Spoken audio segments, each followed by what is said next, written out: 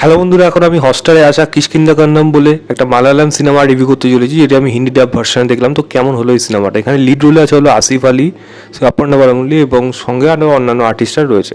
তো গল্পটাই ছোটো করে বলি, একটা ইলেকশনের টাইমে একজন আর যে ওই সময় সবসময় নিয়ম হলো আর্মি পুলিশ অফিসার যারাই থাকুক তাদের বন্দুক লাইসেন্স থাকুক বা না থাকুক তাদের কিন্তু সেটা জমা করে দিতে হয়। এই সময় একজন এক্স আর্মি অফিসার তার একটা বন্দুক চুরি হয়ে যাচ্ছে, এবং এই চুরিটা কে করছে তার পেছনে কী কারণ আছে, এই এক্স আর্মি অফিসারের ছেলেই হলো আসিফ আলী।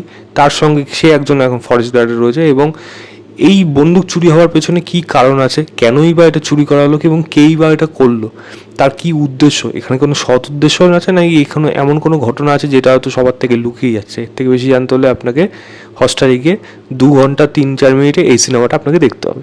দেখুন, যদি এক কথায় বলি, এই সিনেমাটা স্টোরি ওয়াইজ আইডিয়া ওয়াইজ কেমন ব্যাপক সিনেমা। আমি চাই এই সিনেমাটা যেন হিন্দিতে জন্য অ্যাটলিস্ট রিমেক করা হয়, কারণ এটা হিন্দি ডাবিং কিন্তু অতটা ভালো হয়নি, যার জন্য এই সিনেমাটা কিন্তু হিন্দি সার্কেলে কিন্তু খুব একটা বেশি মানে পপুলারিটি সেই লেভেলে কিন্তু পাবে না হিন্দি ডাবিংয়ের জন্য।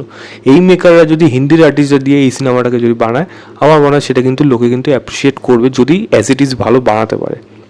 তো এই সিনেমার প্রথম পজিটিভ দিক হলো এর গল্পটা যেইভাবে গেছে আপনি আইডিয়া করতে পারবেন না শেষটা কোথায় যাবে, এবং সেখানে যে ইমোশনাল বন্ডিং, ইমোশনাল কোর, একটা বাবা ছেলের সম্পর্ক কী লেভেলে দাঁড়িয়ে আছে আপনার কোনো আইডিয়া নেই। মানে কী সিনেমা শুরু হলো, কোথায় গিয়ে সিনেমাটা শেষ করলো, জাস্ট দেখবেন আর অবাক হয়ে যাবেন।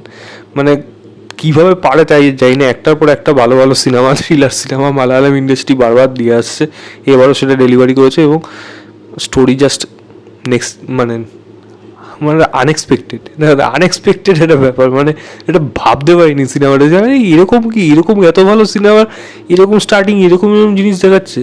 ভরসা ছিল যে লাস্ট থেকে নিশ্চয়ই থাকবে। হ্যাঁ, রয়েছে ভাই, কিছু জিনিস রয়েছে যেটা কিন্তু পুরোপুরি একেবারে স্যাটিসফাই করে দেবে। তো এর গল্প অবশ্যই ভালো, এবং এর ক্লাইম্যাক্স সব থেকে পাওয়ারফুল, আপনার দারুণ লাগবে। এখানে ইমোশনাল যে কোডটা রয়েছে এবং সেখানে যে থ্রিলিং পোর্শনটা রয়েছে সেটা কিন্তু ডেফিনেটলি ভালো লাগবে।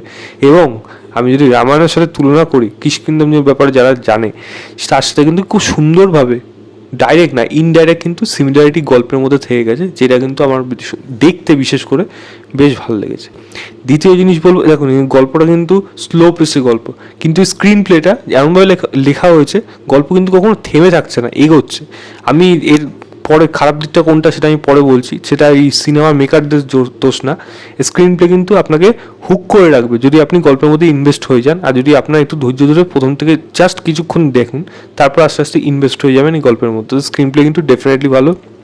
প্রোডাকশন বলে অবশ্যই আমি প্রশংসা করবো, সিনেমাটোগ্রাফি প্রশংসা করবো, যেসব জায়গায় শ্যুট করা হয়েছে খুব সুন্দরভাবে একটা থ্রিলিং ভাইবস কিন্তু উঠে আসতে পারে। এবং তার থেকে বড় জিনিস হলো এই সিনেমার ব্যাকগ্রাউন্ড মিউজিক, যেটা কিন্তু এই সিনেমাটাকে আলাদা নেক্সট লেভেলে নিয়ে যায়। ব্যাকগ্রাউন্ড মিউজিক জাস্ট টপ জায়গায় নিয়ে গেছে এই সিনেমাটাকে, আর জাস্ট আপনি ফিল করতে পারবেন যদি মানে ওই জায়গাটা দেখেন, জাস্ট আলাদাই লেভেলের ব্যাকগ্রাউন্ড মিউজিক। এছাড়া যদি বলি, ডায়লগ এখানে রয়েছে যেগুলো যদি আপনি হিন্দি ডাবটা যদি না ধরেন, আপনি যদি অ্যাজ ইট ইজ যদি যখন সাবটাইটেলটা দেখবেন তখন যদি এই জিনিসটা বুঝতে পারেন অরিজিনালে কী থাকতে পারে, তখন কিন্তু এই জিনিসটা আরও বেশি বুঝতে পারবেন, আরও বেশি ভাববেন যে না এটা কত পাওয়ারফুল একটা ডায়লগ। হয়তো হিন্দিতে অতটা শুনতে অতটা পাওয়ারফুল লাগলো না, সেটা পরের ব্যাপার, বাট ডায়লগগুলো অ্যাজ ইট ইজ যেভাবে লেখা হয়েছে সেগুলো কিন্তু বেশ ভালো।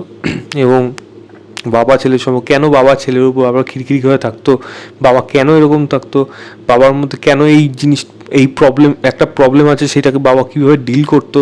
আমি বাকি ব্যাপারগুলো বলছি না, এগুলো এখানে আমি গজনীর সাথেও তুলনা, মানে মেমেন্টো যদি থাকে সেই সিনেমারও আমি রেফারেন্স এখানে পেয়েছি এখানে। তো এরকম জিনিসগুলো কিন্তু বেশ ভালো এই সিনেমার মধ্যে। এবং সব থেকে লাস্টে যেটা আমি অবশ্যই বলবো ভালো দিক, সেটা হলো পারফরমেন্স। আসিফ আলির পারফরমেন্স অ্যাজ ইট ইজ আবারও মন জয় করবে, ভালো লাগবে।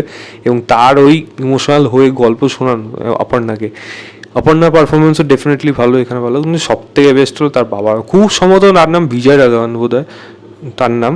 তার পারফরমেন্স টেরিফিক ছিল, দারুণ ছিল পারফরমেন্স। মানে এই বাবার রোলটা জাস্ট হেভি ছিল।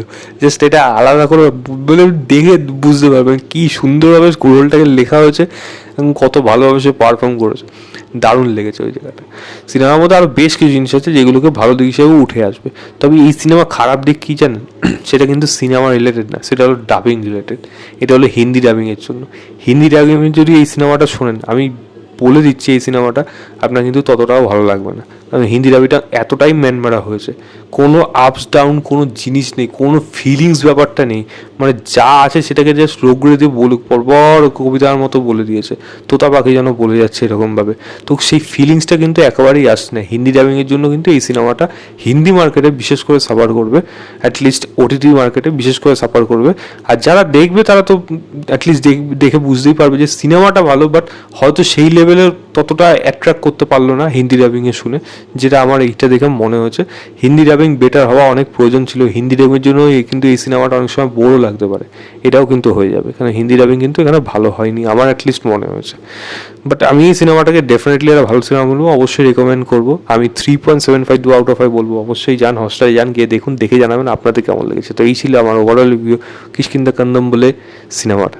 ভিডিওটা ভালো লাগলে লাইক শেয়ার, চ্যানেলটাকে অবশ্যই সাবস্ক্রাইব করে দেবেন। বাই।